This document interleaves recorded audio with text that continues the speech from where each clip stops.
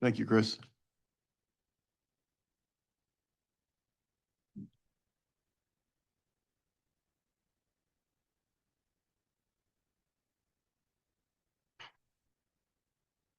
Stay hydrated and remain inside from 9 a.m. till November 1st.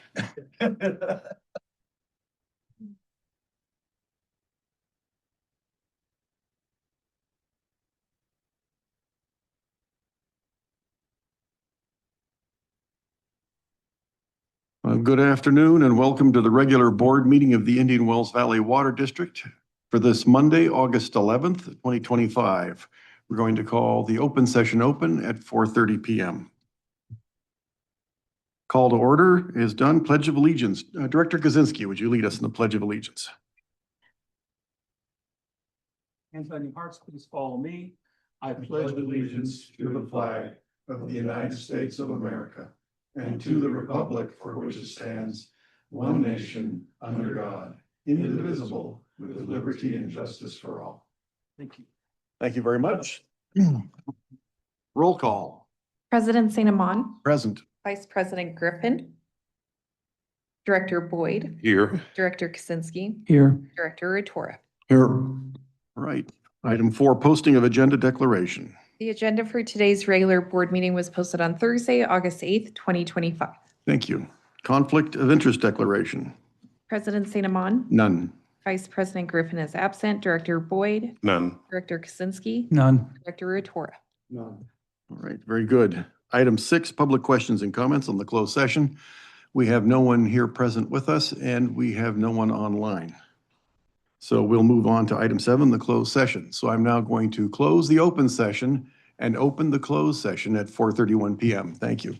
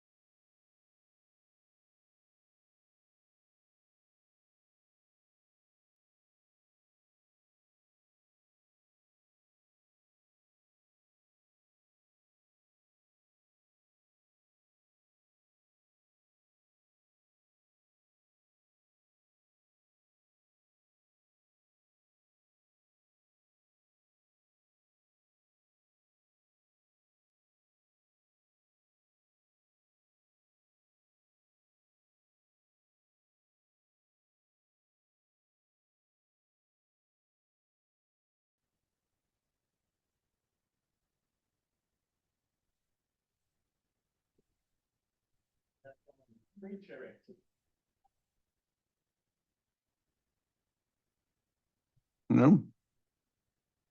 All right, thank you and welcome back. We have closed the closed session at 5:50 and we're going to reopen the open session at 6 PM.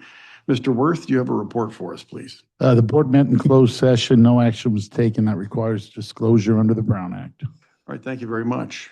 Item 8, public questions and comments. This portion of the meeting is reserved for persons desiring to address the board on any matter not on the agenda and over which the board has jurisdiction. However, no action may be taken by the board of directors on any item not appearing on the agenda. Non-agenda speakers are asked to limit their presentation to 5 minutes. Public questions and comments on items listed on the agenda will be accepted at any time the item is brought forth for consideration by the board. When recognized by the chairperson, please state your name for the record. Do we have any public comment from the people who are present? Do we have any public comment from those who are joining us online? Give it just a second or two. All right, then we'll move to item 9, presentation. Item 9.1, trial security camera setup and presentation of remote site installation cost. That's me. All right, you. Hello. I haven't seen you guys since January. Okay. I am Christopher Camp. I am the SCADA IT administrator, supervisor. You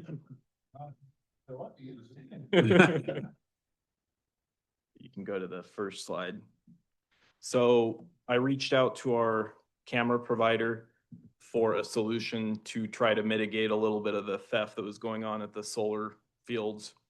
So the biggest concern was having a setup that was able to be off grid because it's very far away from power and utilities. So they have the solution for us. So we tried a demo camera at well 35. You can see it's mounted up about 35 feet on the pole, and the results have been nothing short of spectacular so far. Next slide. So yeah, you can see just a little brief picture of half of the solar array from well 35. From that camera? No, that's from my camera. Good. So this is going to be kind of a little 1-minute compiled video of what the camera looks like. It was going to be hard to show you the live footage, so we can get that started gracefully. Okay, so I can see the time clock is moving. Yeah, so it's a PTZ camera and it will pick up on someone and it'll follow them around the property. And you'll see here shortly when it goes to the next screen, it will pick me up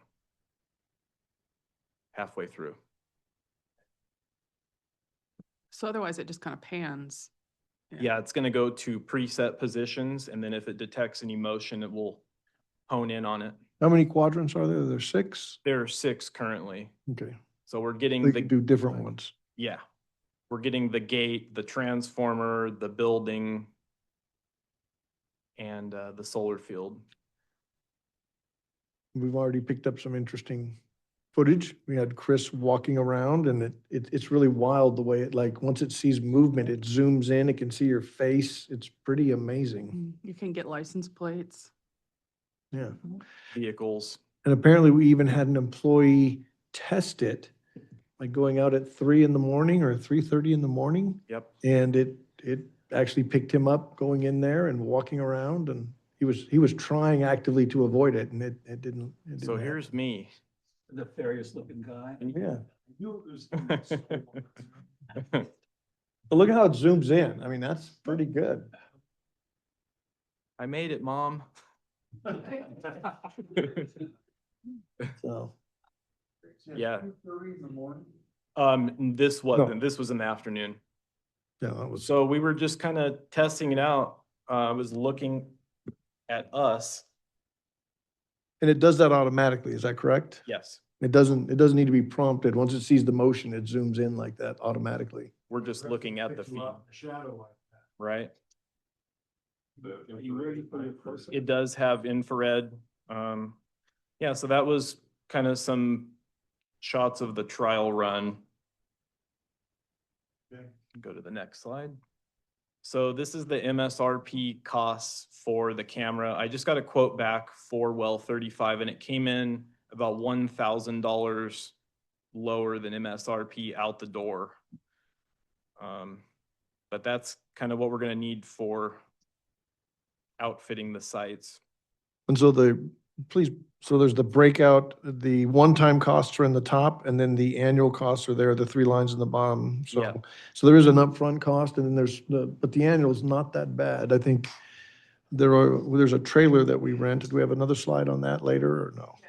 Okay, we'll talk about the trailer as a comparison, but you'll want to compare this cost to sort of the cost of the trailer later on and Okay. fencing options that we look at as well.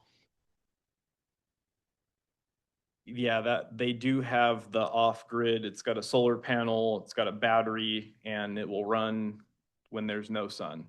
But this And- particular one is wired though. Yeah, this setup is wired. I don't have an exact price for that yet. Go to the next slide. So these are the sites that have solar panels. Quite a few have been vandalized as well. 35 has not been vandalized. That's where the camera is now.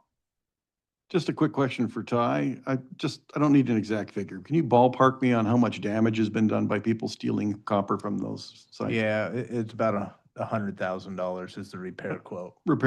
And that doesn't count the loss of revenue from the solar generation, does it? Does not. So we're talking $250,000 maybe? Mhm. Okay, thank you.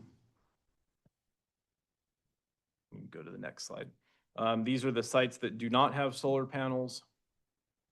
And again, those are the tank and booster sites. I would recommend eventually having cameras at every site, if possible. So just one of the options for trying to mitigate some of the theft that's going on. That thing's creepy too, when it follows you around, you can see it moving, so. Not just for theft and damage to property, but as a physical security solution, if things get worse. It will be part of the layered approach. Okay, all right, thank you.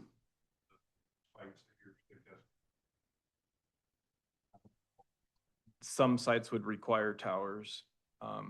Go to the next slide there.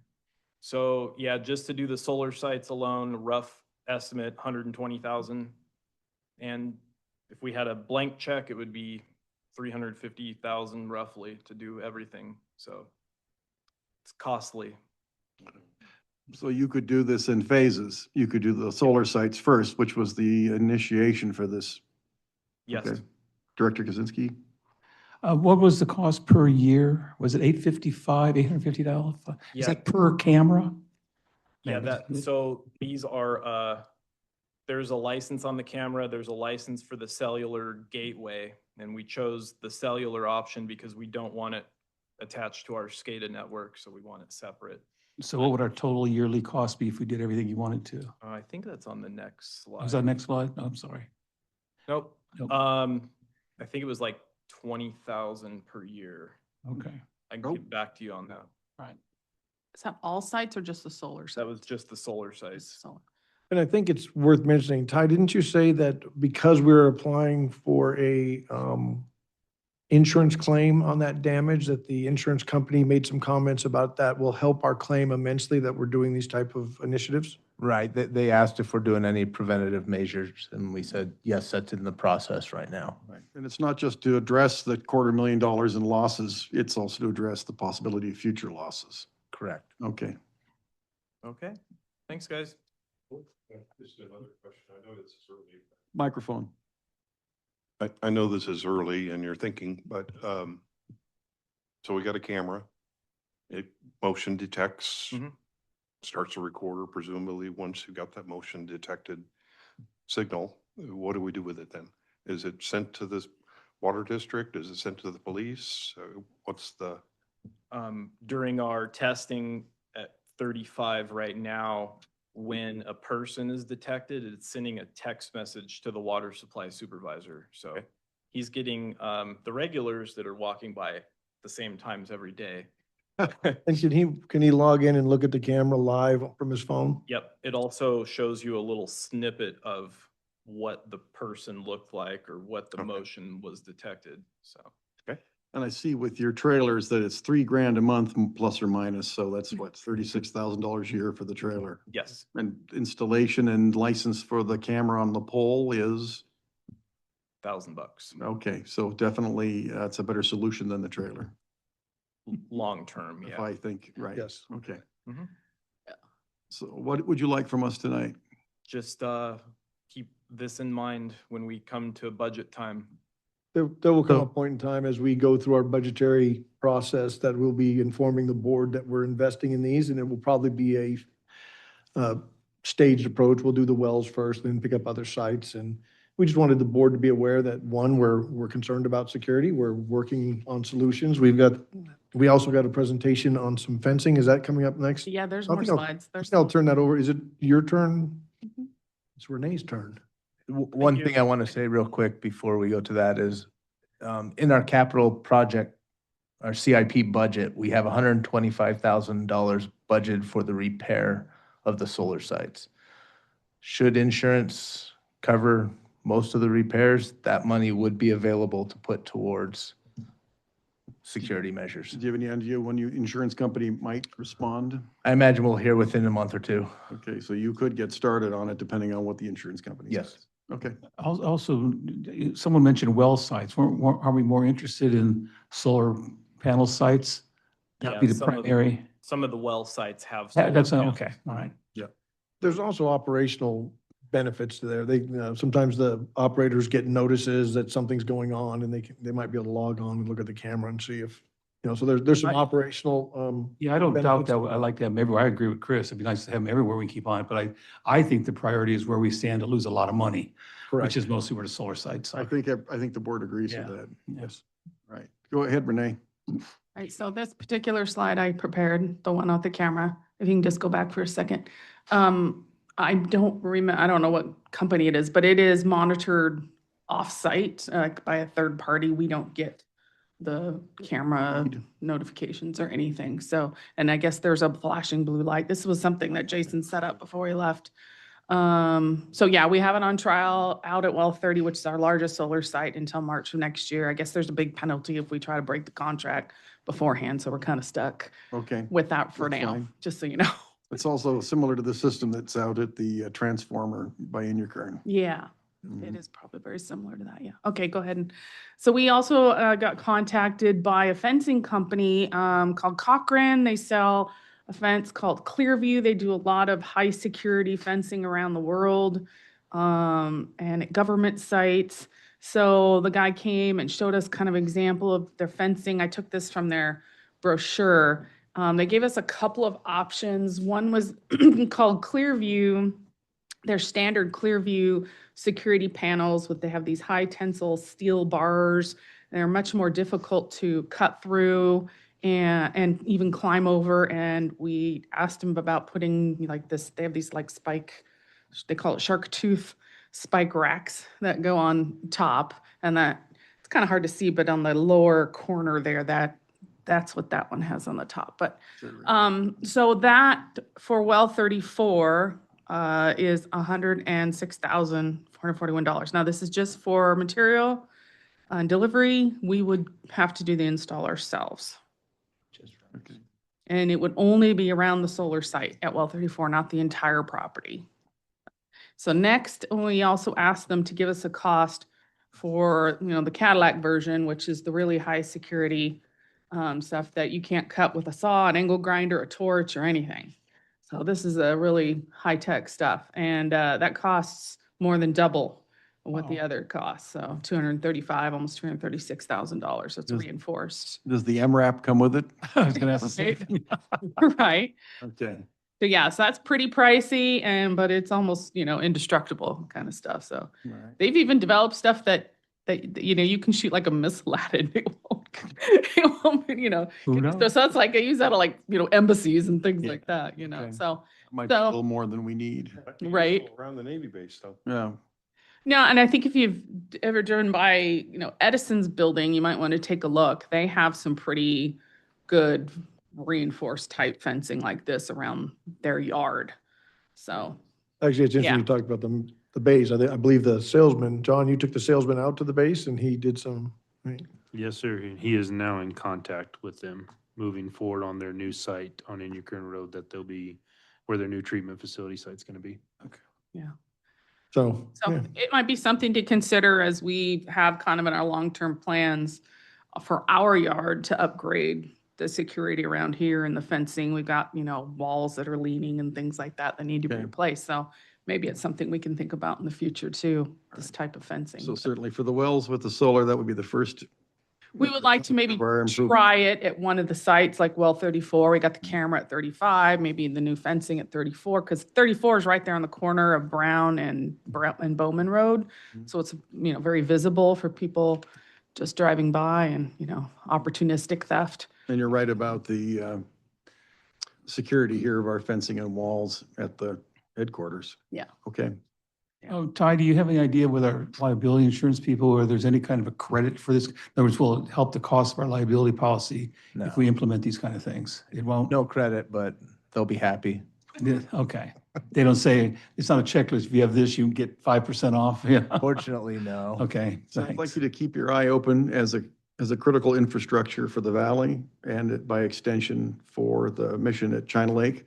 Grants that might help with the security improvements, and there might be Navy money available to help with them as well. So please keep your eyes out for that. Yeah, I wish our gentleman from the Navy was here tonight, John, but yeah. So I sort of envision this possibly as maybe even a 5-year project or so or something, so we space it out, Mm. obviously because of the cost if you do the cameras and the fencing. Or are you talking either or both, would you guess? Or you don't know yet? Eventually, we'd like to get to both. Really? Okay. Yeah. Cameras first. Cameras first, yeah. Cameras Definitely. first. Low Okay. hanging fruit. All right. All right. That should be the last slide. Yikes. Okay. Are there any questions on this presentation from members of the public?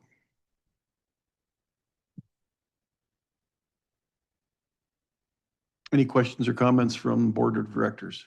I would just mention, I spoke with the head of the board at the Matarango Museum, and they're putting in an array.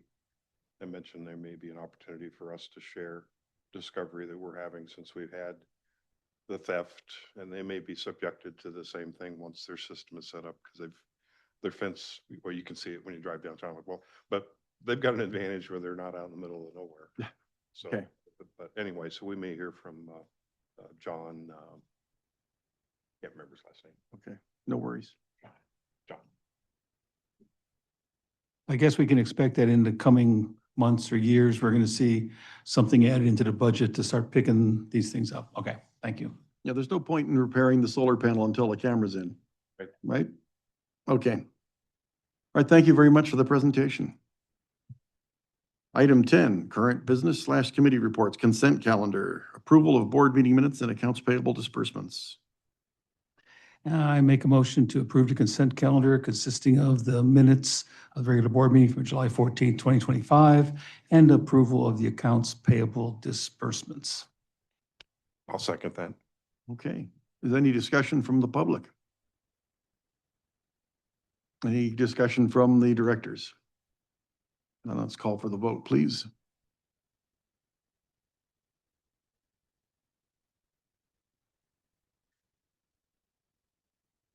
What would you like me to hit on, abstain or?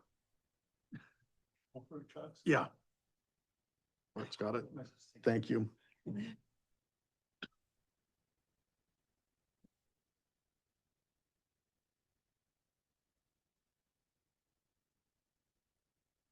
It did go through. Well, okay, very good. So the motion passes for, I guess, one absent.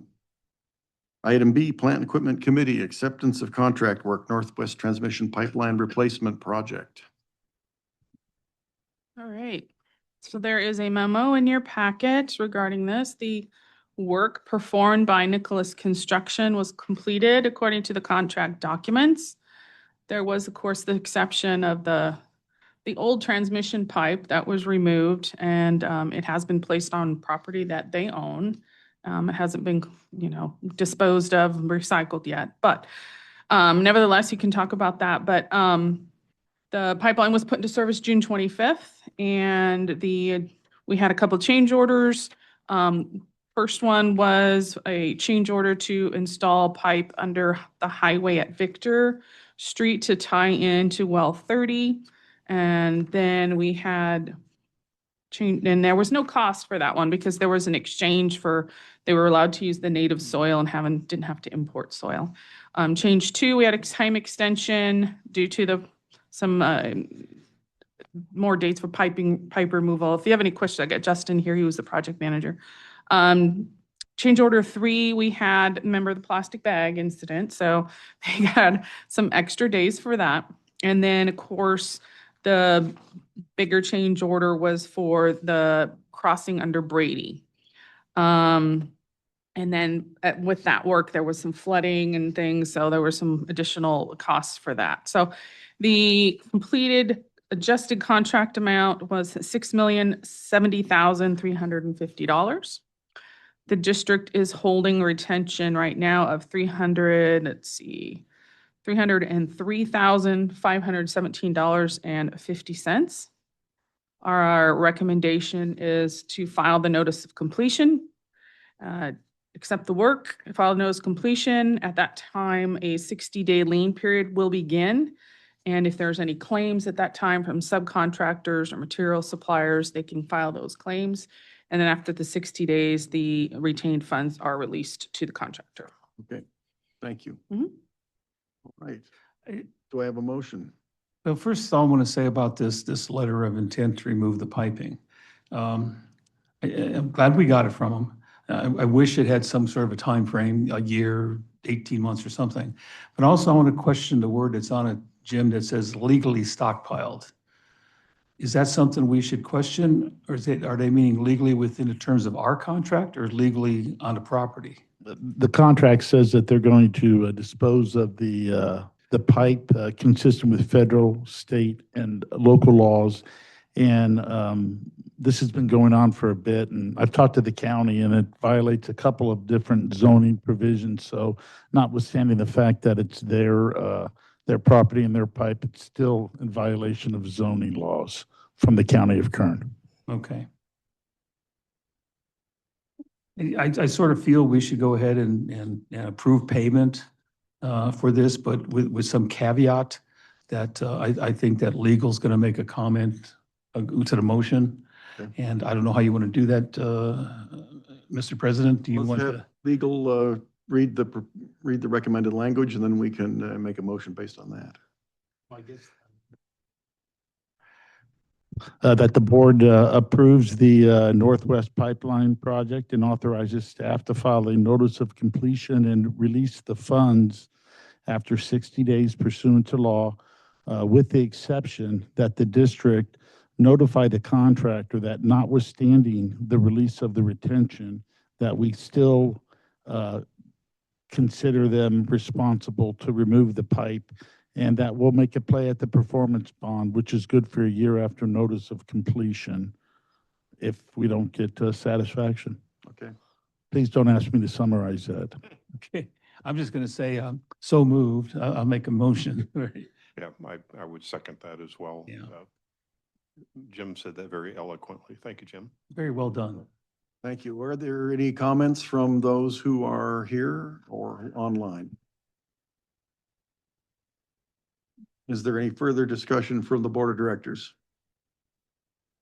All right, hearing none, call for the vote.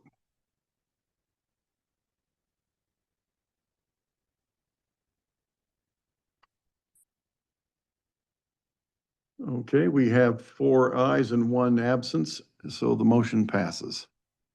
Thank you. Item 2, Public Health Goals Report. You go ahead and start that presentation. Okay. So if you've been here long enough, you know that every 3 years we are required by the state to complete this report. Go ahead and go to the next slide. It's a requirement based on the California Safe Drinking Water Act of 1996. And that would establish the public health goals for drinking water contaminants. And then the Health and Safety Code requires it to be done every 3 years. And this is all in addition to our annual water quality reports, our consumer confidence reports that we already produce. Next slide. So state law requires that we do a public hearing. So I'm going to do a presentation tonight, and this report's already on our website. And then the public hearing where we'll hear comments and anything from the public or the board will be at our next board meeting. That's on September 8th. All right, go ahead. So public health goals are set by the California Environmental Health Hazard Assessment, are based solely on public health risk considerations, not based on if they can actually be tested in a laboratory down to the levels that they've set the goals at. So, and they are based on consuming a large amount of water, usually like a liter or more every day over 70 years. So you would have to drink that water every day for 70 years in order to, you know, be affected based on the levels that they set. So these are not enforceable. They're not required to be met by any of the public water systems. And then there's also the maximum contaminant level goals. Those are the federal equivalent to the public health goals. So both of those will be mentioned. So So they're goals, not, goals. not required. Goal could be 0, all right. yet you can't test really to 0. So there's limitations to the testing. So go ahead. So a public health goal is not a maximum contaminant level. It's not enforceable, and it is not any kind of a level that requires any further action. So it's just for public information. Go ahead. So with this particular report for 2025 is based on all the water quality data that we collected over the past previous 3 years. So that's 2022, 23, and 24. And it's only for constituents with an established public health goal or maximum contaminant level goal that is detected above or at its detection limit. So it has to be detected and there has to be a goal for it. So go ahead. So there was several that I'll go through. The first one is total coliform. As you know, we do test throughout our distribution system every week for total coliforms at 13 different sites. So over the years, that's, you know, hundreds of samples that we test every year. So we had a month that we had over the treatment technique goal of, the goal really is 0%, but we have to be under 5% for the month. So we had 1 month where we were at 11%. And that ended up being because of some defective sample bottles, believe it or not, from a certain supplier. So it wasn't in the system, it was in the It's sample not, bottle. 'cause anytime we do get a detection, we always resample, and we've never had anything come back after we resample as being Right. detected. So So just to be clear, the 11.39% was because the sample bottles were pre-contaminated. It was They- not our water yeah, system. there was a problem with them, and we contacted the lab, like, oh, you weren't supposed to be using those bottles, yet they wouldn't say that those aren't accurate results. We couldn't get rid of them. Okay, Yeah. So ever since we stopped using those, we haven't had any issues. So we no longer are using, and our lab isn't using that supplier anymore either. So, all right, next. The others you're probably more familiar with, arsenic. The public health goal and maximum contaminant level goal is 0.004 micrograms per. So that's like 4 parts per trillion. But the detection limit is 2. You know, the lab can only detect down to 2. The MCL is 10, and our maximum that we detected in our wells that aren't treated for arsenic was 7.5. okay. Fluoride, the goal is 1. And the detection limit is 0.1, and this is milligrams per liter. And the maximum contaminant level is 2. So the maximum that we found in one of our wells was 1.4. Naturally occurring fluoride. That is naturally occurring fluoride. That had nothing to do with fluoridating water or anything like that.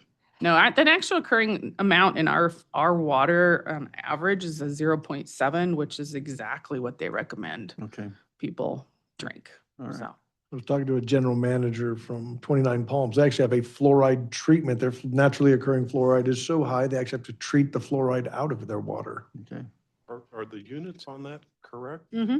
You got milligrams and micrograms on that. Well, they're two different things. So yeah, fluoride is measured in milligrams per liter and arsenic in micrograms per liter. And those are the actuals on the, Yes, on the right. so we're Oh, and- well underneath the. Oh, I'm sorry. The MCL one is, The MCL and the maximum should be milligrams per liter. Okay. Apologize. An error. Yes. Okay. That's an error on my part. No worries. Go ahead, the next one. I think will live. A couple others. We had one sample from, I can't even remember what well it was that we tested over the last 3 years. Uranium and radium-228, we don't sample very often. So we had one sample that we tested during this time. The uranium goal is 0.43. These are picocuries per liter. The detection limit is 1 and the maximum contaminant level is 20. So we had one result at 2.8. And radium-228 is another one of those radioactive constituents. So there is actually no MCL for it, but there is a public health goal. So the detection limit is 1 and our result was 1.8. So one of those things. And then that should be it, but go ahead on the next one here. So we're in compliance, of course, with all the primary drinking water standards. These are just informative. We're not recommending any kind of action, because if you really had to treat the water for these items and get them down to the detection limits, then it would cost a lot of money, as we know how much it costs for us to treat arsenic in our water. So I don't have no recommendations at this time. Here's your opportunity to not only assure the public that we've got good water, you could also foot stomp the fact that we don't need to treat as much of our water for arsenic now. Yeah, and John will be touching on that when he gives his operations Do that update later? today. Yes. Okay, good, Mhm. thanks. Well, do we have any questions from the board of directors about this report?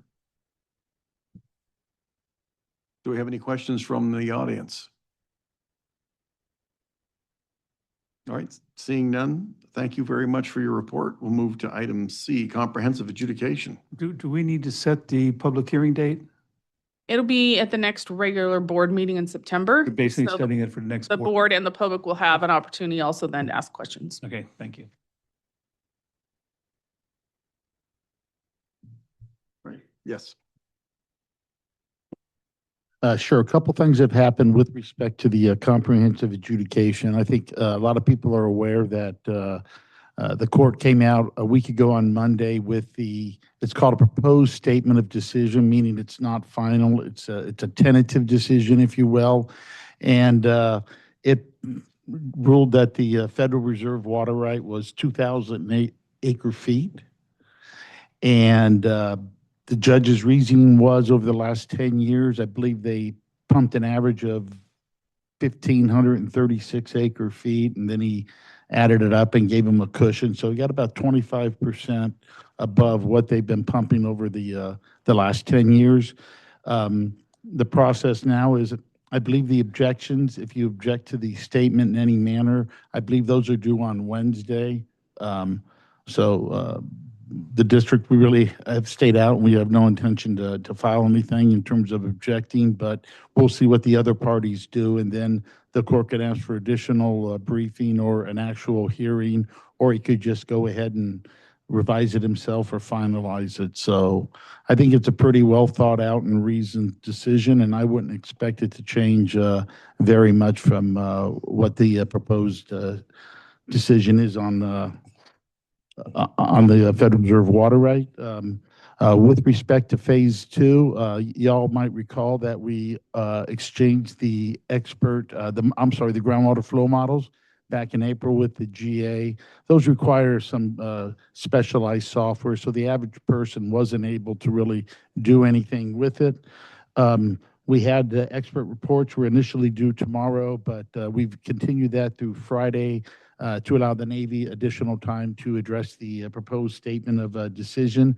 But after the reports are exchanged on Friday, they should be up on the district's website by Monday or so, early the week after that. The other thing, I think with respect to mediation, We're still trying to get something going. A lot of people have been on vacation, so it's been hard to coordinate. I hope to get a hold of Keith Lemieux tomorrow and see if we can't press mediation forward. It's my understanding both sides are willing to do it, so hopefully we can have something more concrete soon. That's all I've got for now. Okay. So we did receive the response from the Groundwater Authority, signed by their general manager, that they received our proposal and are willing to move forward. At the last meeting of the Groundwater Authority, I asked April Keegwin for a more detailed invoice for the monies that were being provided to the city of Ridgecrest. It was a substantial several $100,000, and I see on the agenda another $200,000 this month. And I'd like to have a better idea of what that money is being used. We have an item D now. We're doing comprehensive Oh, education. yes, you're right. We're competent. Oops, I got excited. Yeah. All right. So anything else? Any questions from the board on the comprehensive adjudication?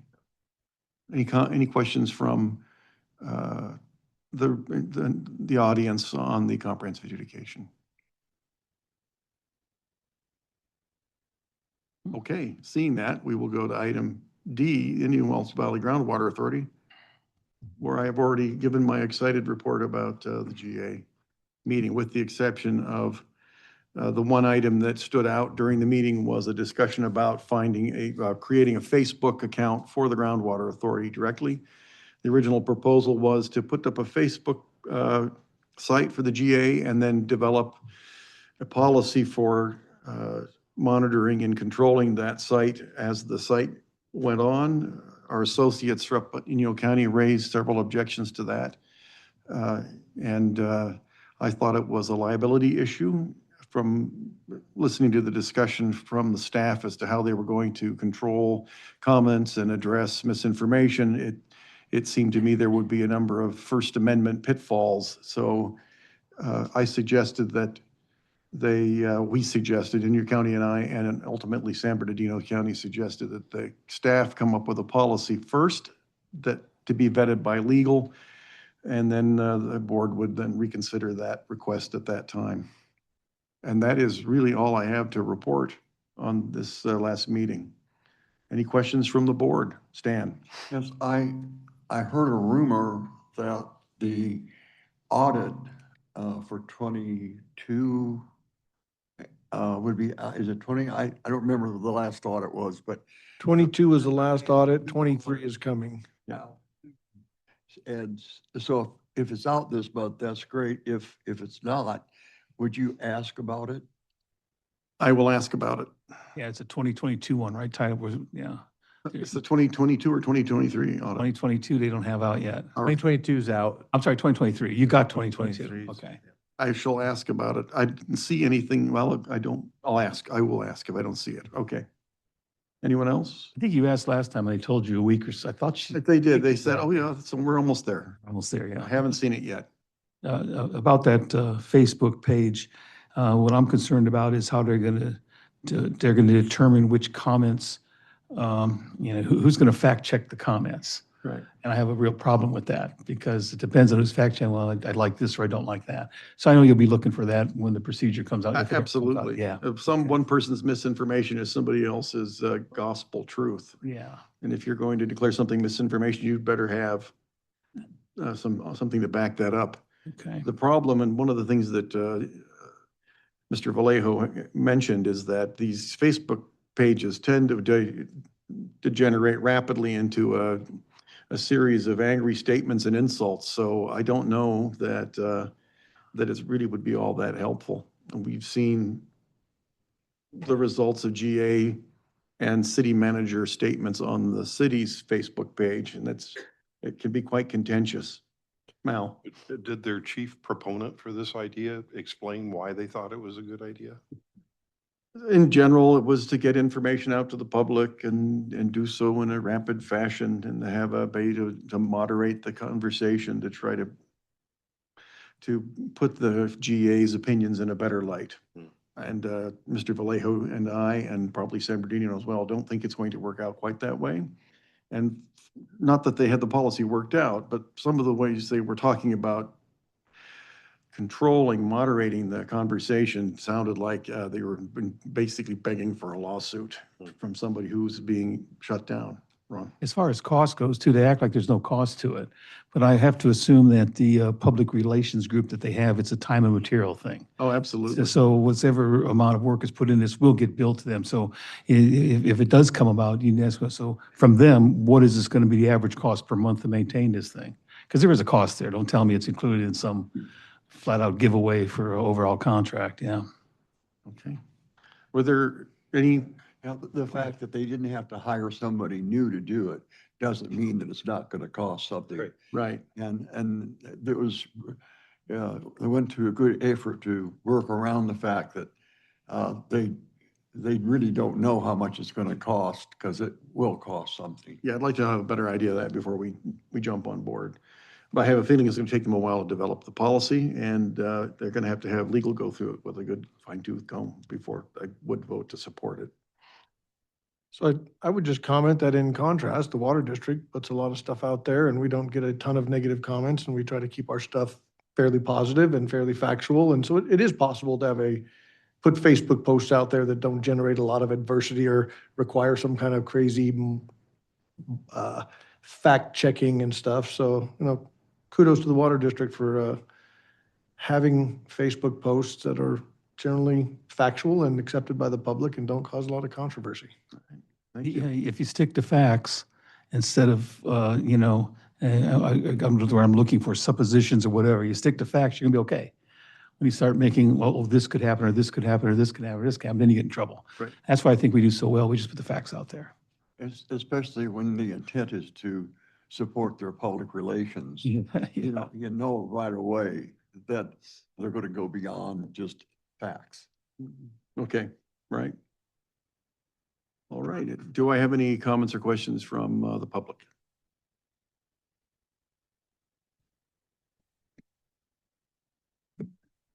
Judy Decker. If you recall, I got up and spoke in opposition to this Facebook page at the last GA meeting. Mm-hmm. And I agree with you about their public relations firm. There was no mention of what a monthly cost for this would be. And the thing that bothers me the most is my interpretation of what was stated at the meeting was that the public relations firm was going to, what's the right term, monitor the Facebook page. Monitor and moderate. Yeah. And what's needed is local interaction by the GA as a whole. You all have an office, you're members of the public here, and people can contact you. The same is not true, unfortunately, for the GA. Okay.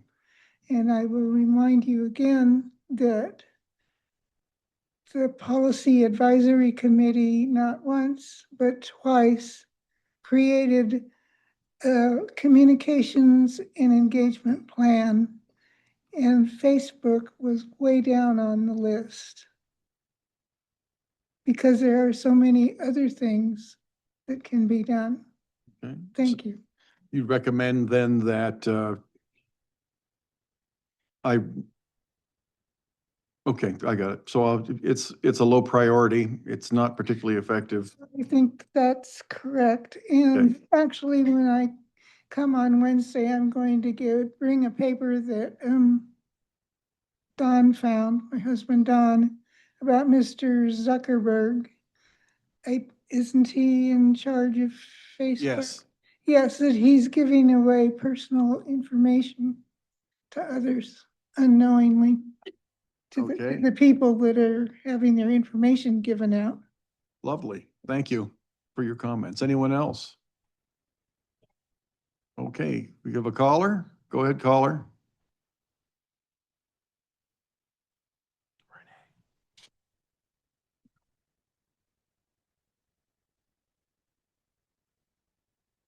Are they making themselves known?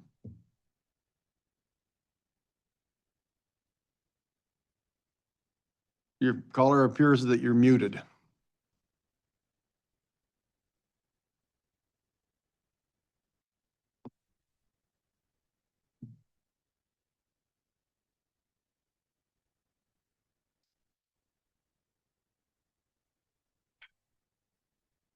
They left the meeting. Well, if they call back in, we'll let them comment then. All right, if there's nothing else on item D, the Indian Wells Valley Groundwater Authority, then we'll move to the general manager and staff update. Item 1, water production, new services, et cetera. Okay, nothing significant to report on employee injuries because there were none.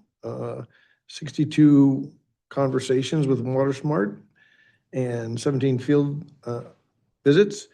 Glad to see that this number is slightly coming down from, I think, a high, we were pushing almost 100. Delinquent account walk-offs are down to 68.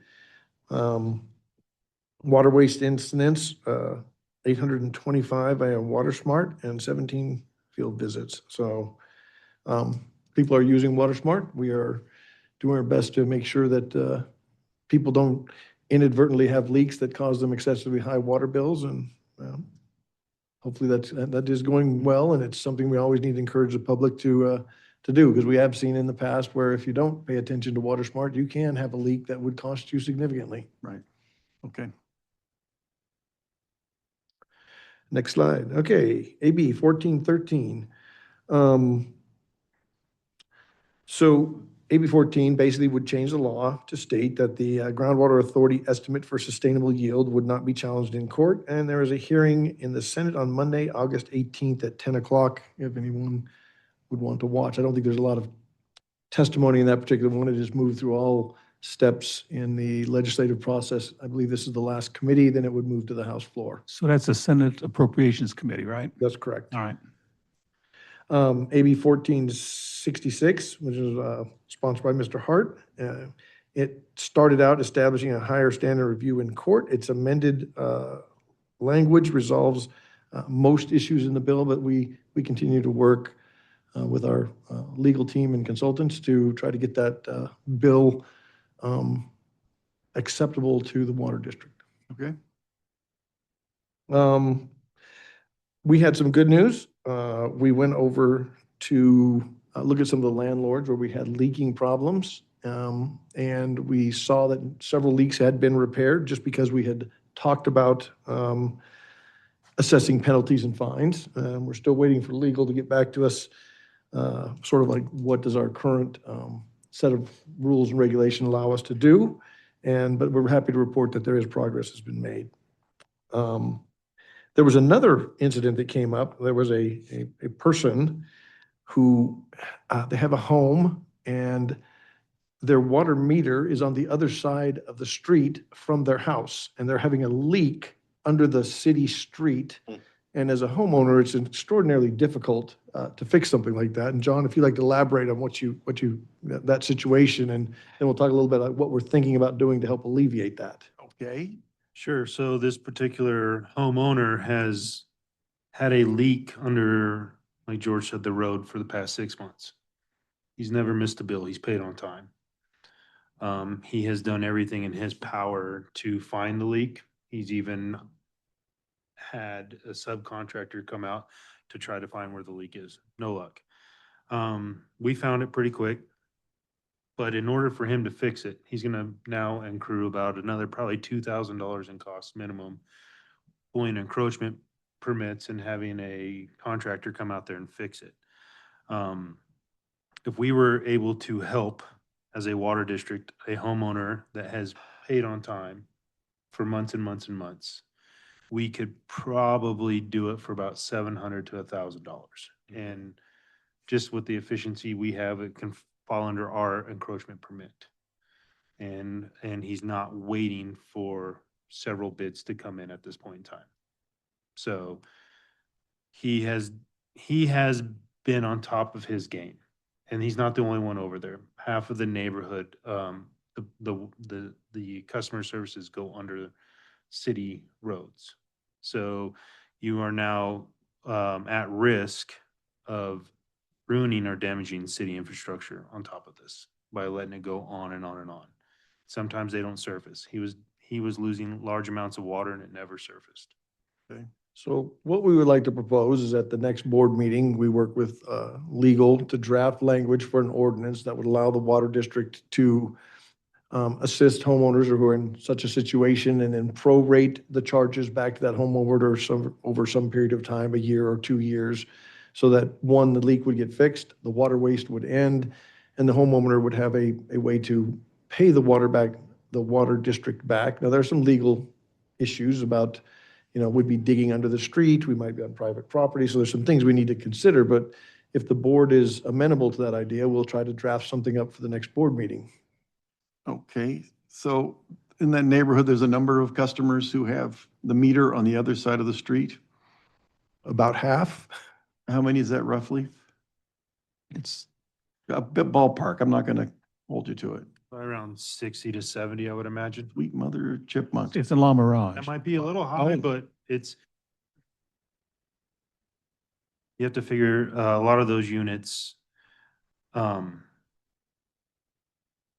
1 or 2 units per building. Mhm. So they each are serviced by their own meter, but usually when you're in that scenario, when it's leaking that bad, you're gonna have another leak on the other service. So we've seen them shoot water pressure, just cut another service. So it's not usually just one, it's 2 services at the same time. Is there a long-term way to address this issue? Yes, Other than just patching it, can we move the meters? yes, that's it. That is in the future, but that Okay. is not just moving the meters, that's installing a whole new water main as well. Okay. This is on the sort of long-term plan for our This is construction. a short-term fix. This is a short-term fix, but allow us to eventually get there with our construction crew and put all new pipes and put the meters on the right side of the street Okay. adjacent to the house. Are there any questions from the board of directors about this? You asked my question. Okay. And, and we discussed this in our meeting. It's definitely a long-term plan. We're talking about all that piping out there in La Mirage. Yeah, It's millions of dollars in many years. okay. So we have to come up with something to help these people, or at least some way that they can handle it. But it's got to make clear, anything that we do needs to make clear that it's because it runs under a city road or something. Because otherwise you'll have people come and say, wait a minute, you need to come and do it in my yard too.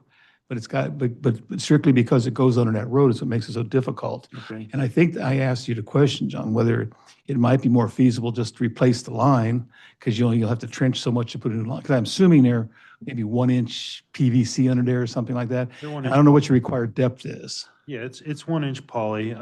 Standards are 24 to 30 inches down. Okay, There is a trenchless application. We use it daily. okay, You're adding more cost at that point in time, and we use a Municipex pipe. We have, everybody knock on wood, we've had no issues with it as of yet, and we've loved the performance of it. So if we are gonna look into something like that, that's gonna open up a whole new realm of well, legality. I'm not advocating that. I'm just saying that if, let's say you determine where the leak is, you dig down there, you repair that leak, and that's an old line anyway. You may have another leak pop between the house or under the road again. So I'm saying that, hey, if you're gonna do it, can you just repiece it's up to you, whatever you think is most economical. Yes, sir. So the problem is with polyethylene pipe, it doesn't like chlorine.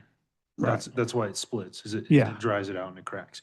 So yes, we can put a new section of polyethylene pipe in. It will happen past that section or before. that Right, section. yeah, but- So it's best to do in there and do a quick repair and keep it cost effective, not only for the water Okay. district, but for the consumer if the Okay. district moves on that way. That's all I'm asking was, Yes, sir. because it could pop again, Yes, sir. type of thing. And I'm not talking about replacing it up to their house, obviously, 100%. just from the meter to the other side of the road is most we would ever go.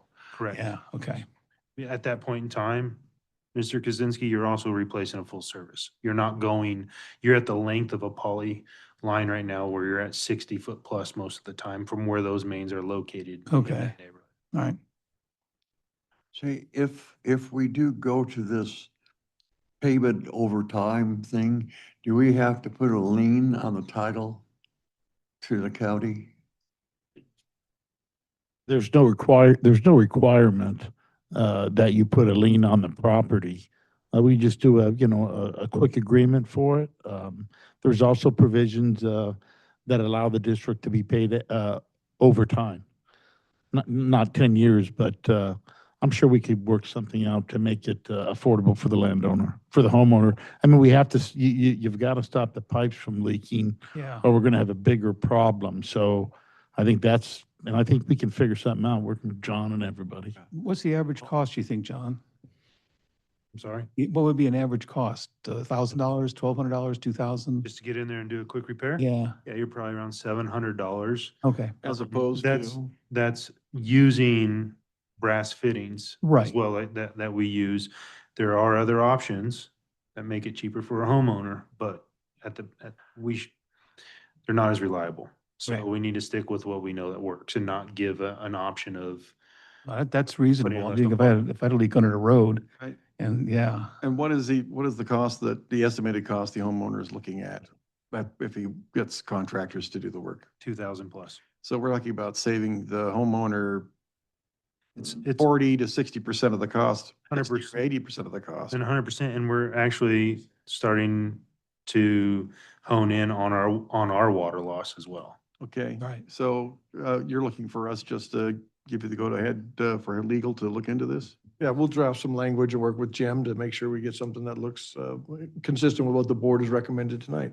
I think we asked that they bring it to the plant and equipment first to look at what the process is, and then from there to the finance committee to look at it and see how we're going to proceed with it. Okay, Right. right. So End of the are you board. planning on having an agreement with the current resident or with the owner? Who's ever paying the bill? This would only be applicable to people who own or, owners of homes.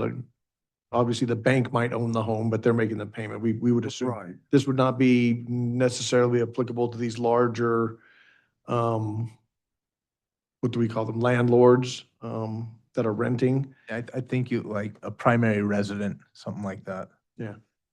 So you just need instruction from the board to go ahead, or do you looking for something more? I think just a thumbs up from the board. All right, thumbs up. There we go. Go do it. Okay. The discussion after we see what to come up with. Yeah. Yeah, details, yeah. All right. Right. Yes, please.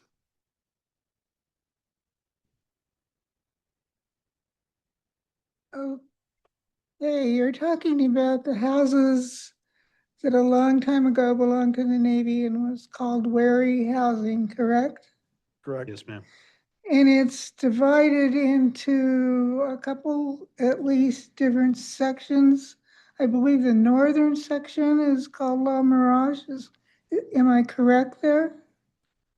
Pretty sure it's all La Mirage now. It's just Oh. owned by a couple different entities, Oh, as well as individuals. because that was going to be my question. It's, as you said, there's quite a few houses. I thought, but I most likely am mistaken, that when the Navy offered that for sale and it was purchased by an individual or a conglomerate, I don't remember, they came to the water district, and I thought the water district had them put in new pipeline. I mean, I'm talking the late 80s, perhaps. No, ma'am, some of that's still from, there's nothing, we've done some valve updates, Judy, but we haven't put any new pipeline in there.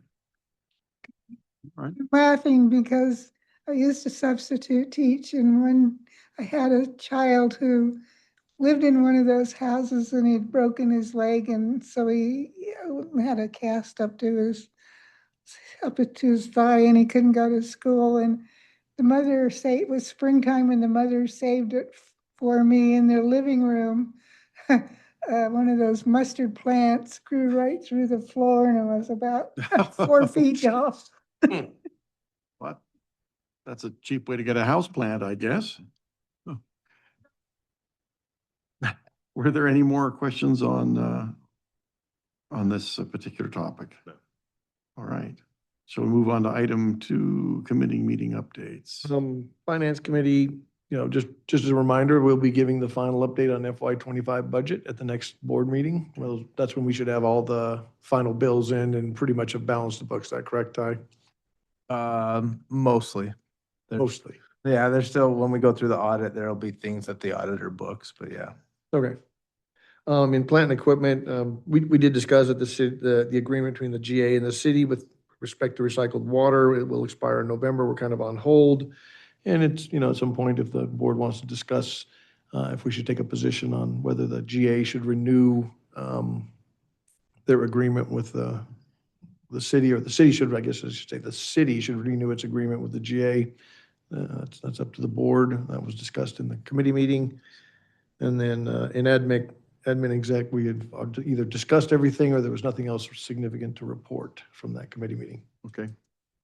Questions? Questions from the public? All right. Next slide.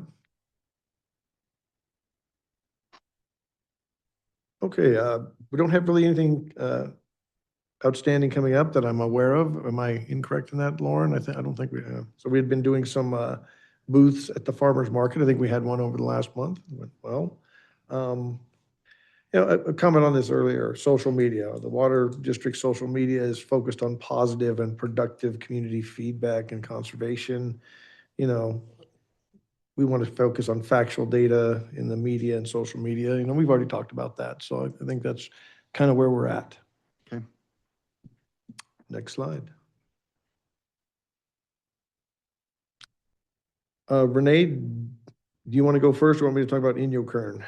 Go ahead and cover Inyokern first. We'll go Okay, down the road. so, as everyone is aware, the state has asked that we meet with Inyokern. I've been checking their website daily. They have not updated or posted anything since, I believe, July 24th. They had sent out some bills. They made a note on their website that they would post something else, but we really haven't heard anything from them. Jim, I think you're still trying to get in contact with their legal staff as well. And so we're just in a holding period at this point in time, waiting for them to let us know when they would like to meet. Okay. I am in contact with Inyo's attorney, Scott Nave. We've had a couple calls and emails, but we have not yet. We're trying to set a meeting between Scott and myself so we can figure out exactly how Inyokern is willing to go through the mediations. Then I can work with Mallory and Chuck once we get it going. So it's just taking a hard time to get going. Renee, I'll turn it over to you to discuss. I'd like to make a quick sorry. comment before you. Yes, Judy, go ahead, and then I have a comment right after that. Yes, we have an acquaintance that lives in the Inyokern CSD, and he's actually on the board. And he has told us that the CSD is investigating the well that they have had for years that doesn't work. And it appears like they're trying to go forward. I don't know if they're trying to go forward to justify that they really can do it and have independence or not. But the last time we saw him, we talked about well drillers and who he might get in touch with. I just thought I'd share that with you. Okay. So I appreciate that, but Inyokern should be aware of that. That really doesn't mean anything to the district. We're under mandatory order by the state board to go ahead and enter into these negotiations, notwithstanding what Inyokern might be trying to do. So tell your friend to call us. Well, I have asked him if he had seen the letter, and he supposedly had seen the letter that the state sent a letter to them also. So, and that goes along with the odd thing of sending letters to all of the customers about back taxes they owe. It's very curious. It is curious, and some people have been wondering if the Water District had anything to do with those letters, and we did not have anything to do with those letters. We've had we've simply referred them to the county supervisor, and I'm aware that a large number of people from Inyokern have contacted the county supervisor about those letters, and that's what we've heard. Right, okay. Okay, can I turn over to Renee to discuss the other three consolidations? Yes, of course. Renee? Okay, we'll start with Rademacher. As you know, the first part of construction was completed. We're still coordinating with the groundwater authority and the plumber that they have, well, who has volunteered to connect the one particular residence, the Sanchez residence out there. The plumber was out last Friday, basically scoping out the work, and it's going to let us know when they're going to be back to actually do the work so that we can set the meter out there. So They still have not been hooked up. They don't seem to be in a hurry. And then I sent an email to Jim and we'll have to discuss the easement issue out there for phase 2. We have 3 properties that we haven't gotten signed easements for, but there are egress easements out there. And whether we can legally just go ahead and lay the pipe in those egress easements. So we'll have to talk about that. So on Rademacher, you want to update the board on the sampling results that we got and sort of what they told us? We've got no results yet. We only took the samples last week. Oh, I mean, the original ones that were taken by the GA. Oh, did we? Oh, we must have only talked about that in P&E. I Right. believe so. Yeah. So, it was what's the name of that organization? Self-help? Self-Help Enterprises, yeah. Sampled, that particular well out there, that has the 5 connections that the GA wants to get everybody off of, back in 2023. And it wasn't a comprehensive set of samples. But the only thing that really stuck out was their level of arsenic. You know, the maximum contaminant level is 10 and it's 112 at that time. So Yikes.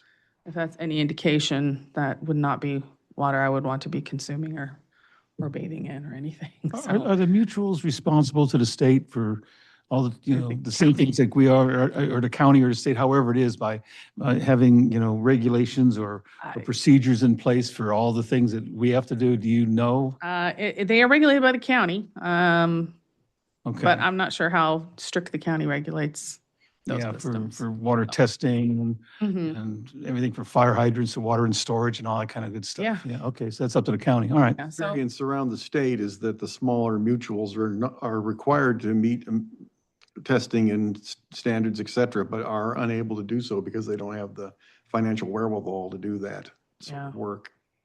it's hard to enforce. This is a troubling example of, what can go wrong with a small well that serves, 5 or 6 customers, 10 times over the limit Yeah. is not good. No, And so we've also suggested the groundwater authority, because we're having this problem, we're putting the pipe in the ground as we promised, and we're getting there.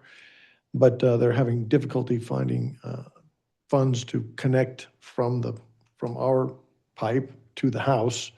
And we believe the regulation for mitigation of shallow wells does have language in it that says if a well has a exceedance of some state level like this, that we think they might be able to use those funds. And we've suggested that to the GA. We hope they take us up on that and figure out a way to get these people connected to the pipes that we're putting in the ground. okay. Right. So we actually went out last week and did a more comprehensive set of samples for, volatile organic chemicals and, TDS and all this other kind of stuff. So we do have to redo some because we didn't sample them correctly the first time. But nevertheless, we'll get a better idea of, the water quality from that well with the samples that we took, that we collected. Judy, you had a question?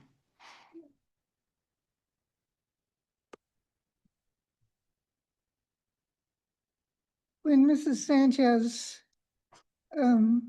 got upset at one of the meetings, Chuck Griffin volunteered to take some sort of reservoir out to her place and put water in it. Is that still occurring? Is she- It was, well, okay, so Chuck's water container, 300-gallon, whatever, is still out there on her property. However, when we were out there, she has bought a trailer and she has been hauling water. I believe she's getting it. Does she have an account with us? Is that where she's hauling the water from? I'm not sure where, but when we were at her house, she said she's become a water hauler in the meantime. So she has a trailer with a large tank, and that's how she's doing it. So Chuck has not been called and asked to deliver more water because of the trailer she purchased. That's my question. And again, I will comment that that area, excuse me, that area has been a known poor water quality area since we moved here in 1969. And so one has to ask the question when houses are sold, what do the realtors tell the proposed buyers about the water situation there, and what have they done over the years? Yeah, and I think that's why we're doing some additional sampling. We'd like to really understand the water quality because, Well, over, I've heard it it's a hot spring area. There are others. Yeah, so it's incumbent on the water district to understand water around the valley. So where are we going to put wells in the future? Where's water, where good and where's it bad? And so, we're doing our due diligence to understand that, and we will certainly, obviously we're here in the public, letting them know what we're finding. Okay. Dune 3. Okay, we will move on. We did send the right of entry agreements to all the property owners out there served by Dune 3. And that needs to be all signed before the project can go out to bid. I've got approximately, let's say I've got 19 back. I've got one property that's in foreclosure. And then another owner of another 2 parcels indicates that she's going to return the agreements. So we're going to be missing about 12. And I'm going to be working with staff here. Amber's been helping me. We're going to get a list together of the ones we haven't heard from yet, because the owner of Dune 3 has indicated he will reach out personally to the ones that haven't returned the agreements to let them know that that needs to be done. And he'll follow up for us. So we'll do that this week. And that's where we're at with that one. Maybe 19 of 30. 34.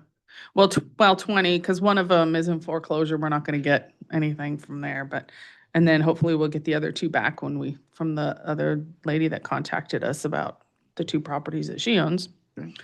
And then I know Jim's been discussing with the language that the owner of Dune 3 wanted to incorporate into the agreement between Dune 3 and the district. So I was actually hoping to have that done today, but I didn't get it done, but it should be out tomorrow, with the revisions consistent with my conversation with Brian, so we're there. Okay. are you going to send that out to the board, do you think? I'm not sure if it has to come back. No, I'll send it to you first, and you send it out, let's get the comments, and then by the time we come back in September, we should have maybe a little bit more finality as to the language. Okay, because I know the original agreement came to the board already, but there were some changes. Hometown water. Hometown, there really isn't too much of an update there. The state is still continuing to push for them to consolidate. Staff has got together our costs. We have submitted some to the state already. We have found some errors in what we submitted, so we're going to be resubmitting some of the costs, some of the older costs and stuff. So, and then we did have a visit by one of she's the head of the homeowners association out there for Hometown, asking us questions about the consolidation and such. And so there's been some change in ownership of the properties out there since they approached the state originally in 2019. So there's some pushback right now going on for the consolidation. So that's between them and the state. Meanwhile, we're submitting our costs. We'll get those reimbursed, and that grant money might go away. So And that's their concern. I mean, if the grant money goes away, and then in 6 months or a year, they say, oh, we'd like to consolidate, there may not be any money. Right. And they may have to do an assessment out there. So hopefully they'll make up their mind. that's where we're at. Okay. Any questions on this? Public? No? All right, very good. Let's go to item 5 then, Brady Street Transmission Pipeline Replacement. Okay, so as you know, the line's back in service. Knock on wood. So far, so good. Staff is working on putting together, we got together and determined based on the budget that we have for this fiscal year, which is 1.1 million, how much we can replace and get done this winter. So our goal is to do from Inyakern Road to Ward Avenue, using the pipeline that we have already in the yard. And Justin and myself and Ty and John and Caleb are all working on budget numbers to get that together. And then we'll be discussing it with George and discussing it probably eventually with the board and making a plan for getting that done this winter. Okay, thank you. Any questions on that? I'll just make the comment, we're pleased with the progress of our new construction unit. They're getting ready and getting mobilized, getting the right equipment, and they're going to get the job done and save us a bunch of money Okay, in the process. all right.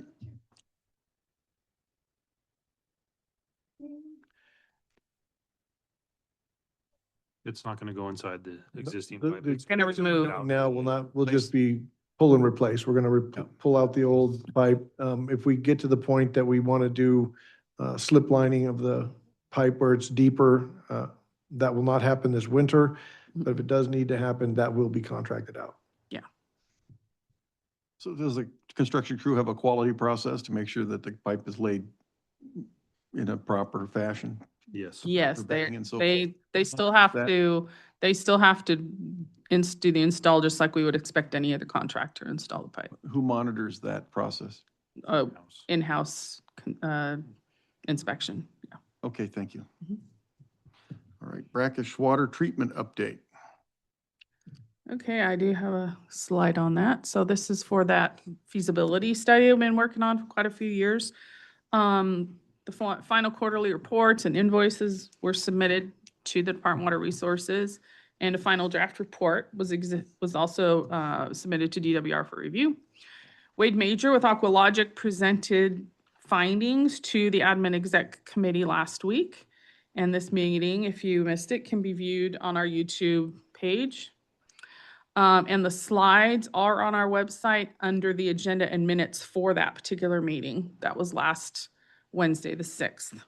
So Wade put together a summary that was put in the board packet in a very small font because it was a lot of information that you can take a look at and what the findings were. Eventually, of course, we'll have the final study report. The draft was over 200 pages, so it's very long with all the appendices and everything. So we'll eventually have that, and we'll also post that under reports once we get that done and on our website. I remember one of the highlights of the northwest patch of so-called brackish water is actually so much salt in it that it could be classified as seawater Water, yes. and is not economically recoverable. Yeah, the bottom line was just finding the brackish water in the range that would be ideal for the treatment technology. And unfortunately, outside the basin, the NAWS boundary just really isn't a good spot. There aren't any. There's For it. also a southern patch that doesn't have enough. Yeah, And furthermore, it wouldn't be considered new water, so it doesn't help us meet sustainability goals. So it doesn't look like it's going to be economically viable. Okay. Questions on this report? No, public? Judy is rising. Yes, I'd like to know how much this report cost the district over these last many years. it's grant funded project, Judy. The whole thing? Yes. Starting in the beginning? Yes, ma'am. Okay. It's a Department of Water Resources grant. And how much did it cost? Don't ask me how much the original grant was. I don't know off the top of my head. Okay. I'm sorry. The bottom line is it was a grant that didn't cost us. Correct. Okay, that's good. That's good news. Yes, all the consultants, all the fees, all this, that's Item- covered by the grant, yeah. Item 7, recycled water. Nothing significant to report other than we did some sampling of the wastewater coming out of the city wastewater treatment plant, and the results, the preliminary results that we looked at were actually encouraging. No PFAS, no detectable of a number of constituents of concern. So there'll be a more in-depth report. It only came in today, but just report that, yeah, that looked promising for recycled water. Okay, thank you. Any questions on this report? I have one other comment as well. Anybody, at one point in time, before we lost our old operations manager, he was looking at some examples of recycled water. Did he do any visits to any locations, or are we planning on doing that? We did visit the one and took a tour that was in the San Diego area, and he had compiled some data, but when he left, he took that information with him, and I never got the final report on all the actual costs that he was looking at. I haven't seen him, but I know his Padre Dam down in Santee, California. Can you give him a phone call, see if he has a round number for us? Gladly. Thank you. You're welcome. No, there's no formal report. It was just Jason was calling around to ask people who had recycled water. On the chemical constituents. Oh, it will not yet. I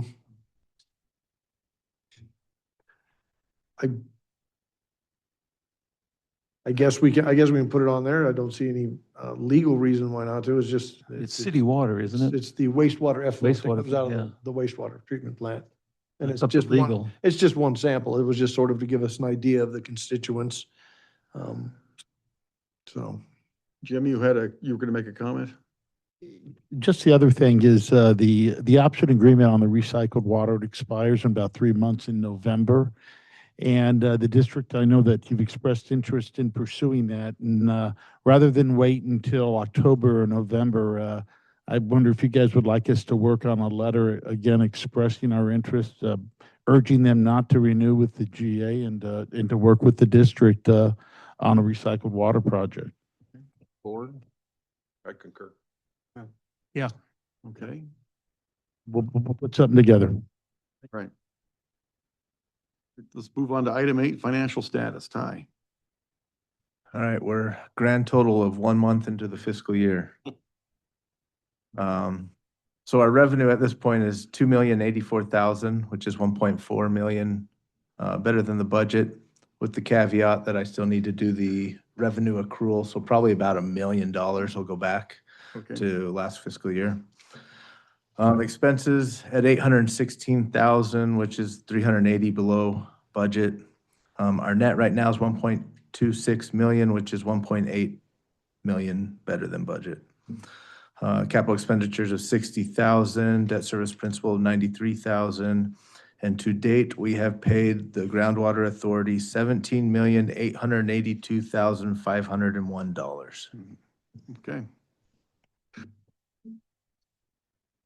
Any questions? All right. Item 9, arsenic treatment facilities. All righty. Well, good news to report today. Well 11 is officially removed from arsenic removal plant 1. So it was completely severed from heading that way, and it is operating on its own. Nice. So not only will we have chemical costs go down, but we'll have power costs as well. So we'll be saving some more money. With that, both plants were running. We pushed close to 50 million gallons through both plants. Arsenic plant 1 was 3.682 million gallons, and arsenic plant 2 was just shy of 47 mil. Next slide, please. A question on the, Sir. do you have some theories or thoughts on how it was that the well water improved? Or we're pumping less, or? I have my thoughts and theories. I can tell you it's always been one of those that was Been bored. right around the MCL. It would be 11 or 12 or 10. But for the last couple of years, it has been consistently under 5. So I think pumping less helped out. probably pumping Yeah, less. that's what I was. Yeah. But it's weird because we see the opposite over at Well 9A. It seems like the more we pump it, it goes down. Huh. And the less we pump it, it seems, yeah. So I don't know. I don't know if there's a real good theory. Maybe there's a nugget of information to help us in the future design. We'll keep monitoring it every 3 months as we've done before and keep an eye on it. So. Awesome. Mhm. Thanks. So moving on to operations, it's been busy. It's been a busy summer for all parties involved, water production and the maintenance repair crews. So you can see that we've had 31 after-hour calls. 2 of those we did help assist NUCUR and CSD with 2 service leaks. That has led into 48 repairs this month as well. And out of those 48 repairs, we did 18 replacements of service laterals. We did one hydrant repair. We completed the raising of 38 valves on the Cottonwood track after the city's Measure V paving project. So before they went in there and paved, we removed all the old valve can material, lowered the valves. They went in and paved. We put in new valve can material, and it's all new valve cans around the valve with a new valve box, and it's all cemented in. So a lot of work went into that.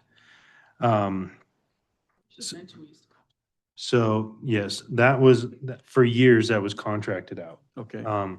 We did a study in-house where we could save money. So moving forward, we saved a ton of money by doing this in-house because we not only supplied all the parts and materials, Yeah, we were paying but out we about paid- $500,000. We paid, yeah, close to $450,000 to $500,000 a year for a contract for this get done. And that's after us supplying everything. So we brought it in-house to do this. Yes, it's a lot of labor, but the construction and maintenance team, they pulled together. While this was happening, they went in and removed felspar valves, a total of like 50 valves. They went in there and removed to get prepped for that project as well. You find that the in-house construction crew is much more responsive to these things rather than having to put them out to bid? Yes. How much It- time are you saving that way, roughly? To be honest with you, I haven't sat down and put a figure together for you. Just years of doing it. Yeah, that's all I need, just a wild scientific estimate. Saves my time. With all the other jobs during the same time frame, we've probably put it under 2 to 3 weeks we've saved doing it ourselves. Perfect, thank you. Okay, So, along with that, you'll see that we also potholed the intersection of Brady and Ward in preparation of the Brady replacement line. okay. We needed to see what was in the ground there so we could start ordering the parts. Okay. So that was done as well. Next slide. I commend you for the work you guys are doing. But I They're doing caution great. you now that summer's here, make sure everyone's hydrated and, I mean, this, to be out there doing what they're doing in this kind of heat. Thank you. Appreciate be that. Yeah, careful and- yeah. they're hard workers. Yeah, but They do a make, great job. but sometimes people tend to work past their capacity and they don't even think about it. Just keep an eye on them. Thank you. Will All do. right, So say, I went out there and watched them do some of this work and it looks fantastic. It really looks great. okay, good. Have the next slide, please.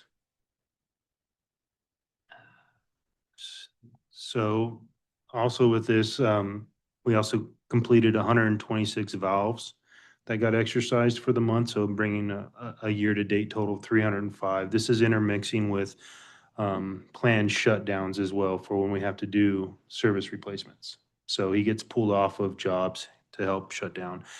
There was no flushes this past month. There's some people on vacation, so we kind of honed in and just took care of business as we needed to. So no des runs, so. All right, very good. Any questions about this report? No? All right. Very good then. Thank you, sir and ma'am, for your, sirs and ma'am, for your reports. Appreciate it. Board comments, future agenda items. Director Kaczynski? Not really any comments, just as usual, thank you to the staff and all those field workers out there doing a lot of work for us. I'm getting a lot done, and I surely appreciate it. Thank you. Director Rotora? Nothing here. Director Boyd? No surprises, and I'm impressed with what you guys are getting accomplished as well. Keep it up. It's good news. Agreed, thank you.